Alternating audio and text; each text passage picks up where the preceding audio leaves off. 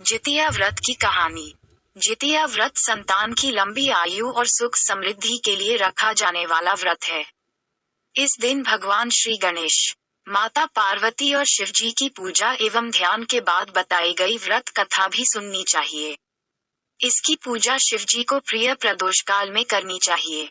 व्रत का पारण दूसरे दिन अष्टमी तिथि की समाप्ति के पश्चात किया जाता है।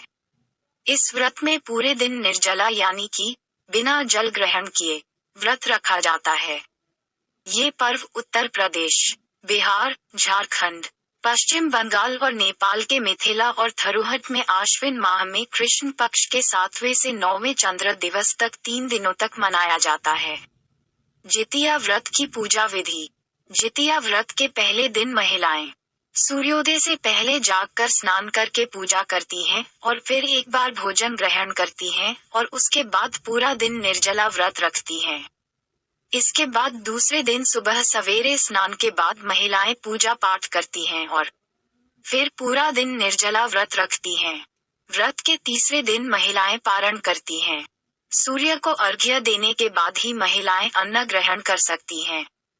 मुख्य रूप से पर्व के तीसरे दिन झोर भात, मरु की रोटी और नोनी का साग खाया जाता है। अष्टमी को प्रदोष काल में महिलाएं जीमूतवाहन की पूजा करती है। जीमूतवाहन की कुशा से निर्मित प्रतिमा को धूप दीप, अक्षत, पुष्प, फल आदि अर्पित करके फिर पूजा की जाती है। इसके साथ ही मिट्टी और गाय के गोबर से सियारिन और चील की प्रतिमा बनाई जाती है।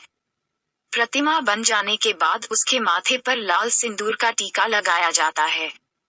पूजन समाप्त होने के बाद जीवित पुत्रिका व्रत की कथा सुनी जाती है। जीवित पुत्रिका व्रत की 3 कथाएं प्रचलित है और हम आपको तीनों कथा सुनने जा रही है। और पहला कथा, चिल्हो सियारो की कथा। जीवित पुत्रिका व्रत में चिल्हो सियारो की एक कथा भी सुनी जाती है। वह संक्षेप में इस प्रकार से है। एक वन में सेमर के पेड़ पर एक चील रहती थी।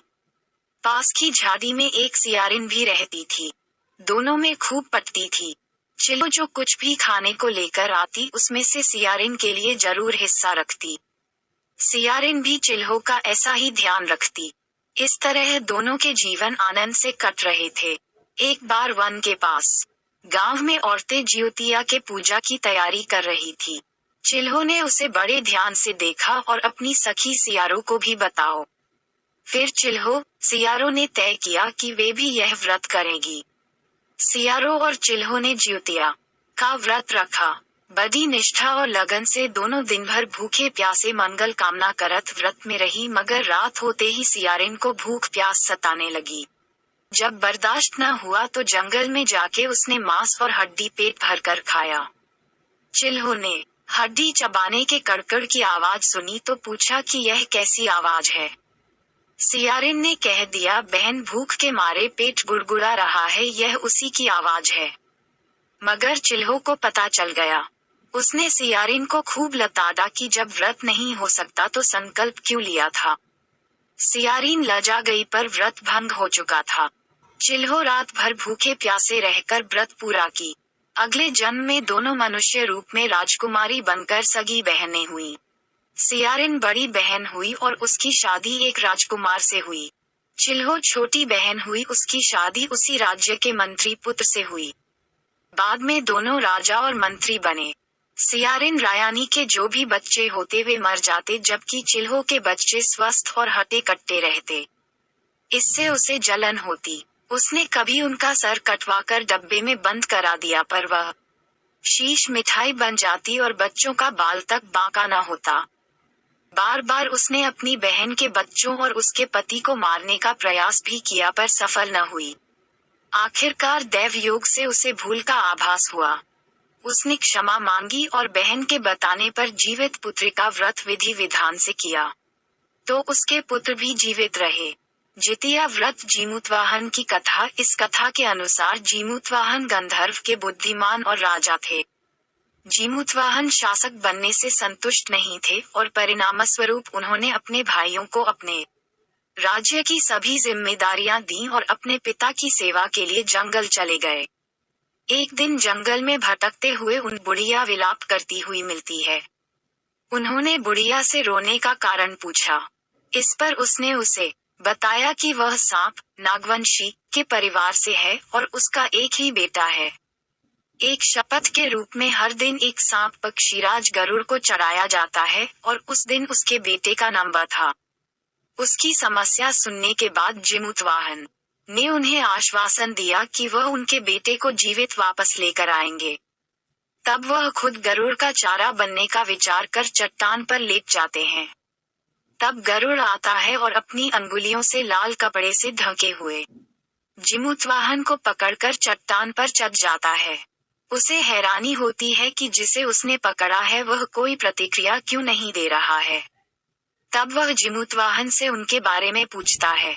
तब गरुड़ जिमुतवाहन की वीरता और परोपकार से प्रसन्न होकर सांपों से कोई और बलिदान नहीं लेने का वादा करता है।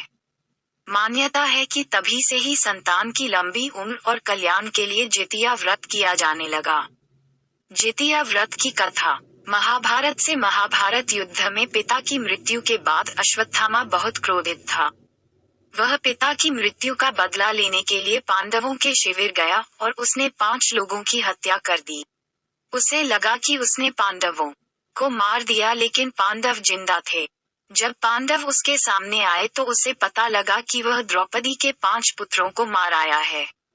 ये सब देखकर अर्जुन ने क्रोध में अश्वत्थामा को बंदी बनाकर दिव्य मणि छीन ली। अश्वत्थामा ने इस बात का बदला लेने के लिए अभिमन्यु की पत्नी उत्तरा के गर्भ में पल रही संतान को मारने की योजना बनाई। उसने गर्भ में पल रहे बच्चे को मारने के लिए ब्रह्मास्त्र चलाया, जिससे उत्तरा का गर्भ नष्ट हो गया। लेकिन उस बच्चे का जन्म लेना बहुत जरूरी था, इसलिए भगवान कृष्ण ने उत्तरा के मृत बालक को फिर से जीवित कर दिया। गर्भ में मरकर जीवित होने की वजह से इस तरह उत्तरा के पुत्र का नाम जीवित पुत्रिका और परीक्षित हुआ। तब से संतान की लंबी आयु के लिए जितिया व्रत किया जाने लगा। यदि आपको यह वीडियो अच्छी लगी है तो एक लाइक और एक सब्सक्राइब जरूर करें। धन्यवाद।